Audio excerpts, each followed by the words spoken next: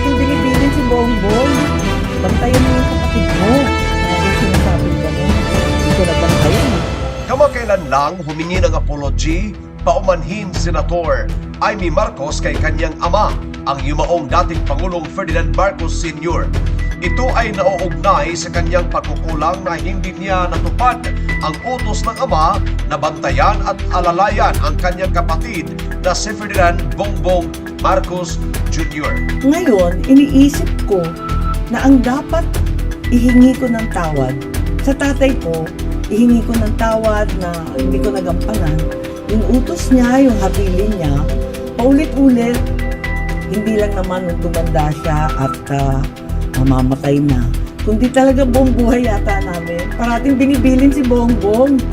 Bantayan mo yung kapatid mo. Parating sinasabing gano'n. Hindi ko nabantayan eh. Sa gitna ng matagal nilang hidwaan at hindi pagkakaunawaan. Sa isang video na kanyang ipinupost noong holiday, sinabi ni Amy Marcos na iniisip niya kung ano ang dapat niyang hingin ng tawad at isa sa mga iyon ay sa kanyang ama dahil sa hindi niya nagampanan ang habilin nitong bantayan si Bongbong Marcos. Kaya Dad, sinubukan ko talaga, pinagpilitan ko. Nayayamot na nga sa akin si Bongbong, alam ko naman. Pero hindi ko talaga kinaya, maraming humaharang, maraming nagbabawal, maraming naninira. Hindi na kami nagkausap ng matagal at hindi ko nababantayan. Kaya nagkulang ako, talagang pinilit ko.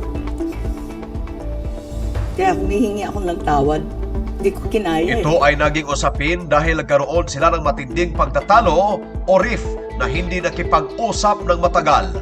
Ayon kay Amy, maraming hadlang at problema ang pumigil sa kanya na magawa ng maayos ang sinabi ng ama.